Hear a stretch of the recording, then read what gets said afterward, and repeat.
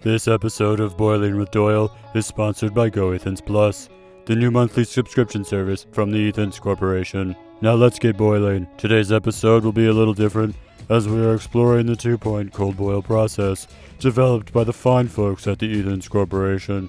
We will be using this technique to make a regional Seattle-style cold hot dog.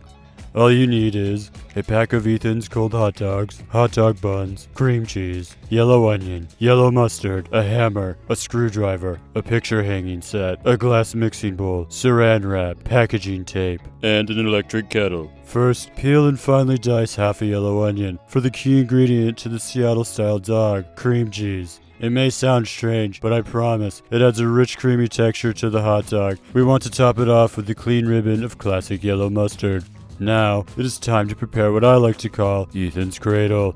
Using a glass mixing bowl and the wire from our framing kit, along with our packaging tape, we want to build a sort of hot dog chassis. You do not want to skip this step.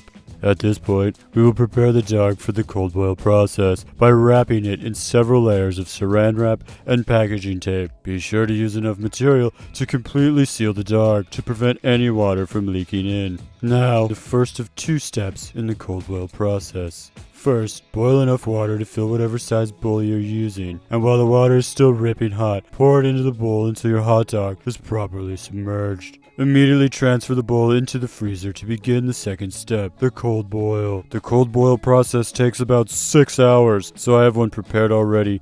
At this point, we will grab our hammer and screwdriver and begin the chisel process. Place the bowl on a towel and baking sheet so the bowl doesn't move around too much while the sheet catches all the ice chips that we will save and use later for a nice stock. It's going to take a little bit of elbow grease, but once you free your hot dog from Ethan's Cradle, trust me, all your hard work will have been worth it. And now for the obligatory cross section. Just take a look at that. The way the cream cheese and mustard have crystallized into one. The aromatics from the onions seep through the frozen solid wiener. Oh, I could eat 10 of these.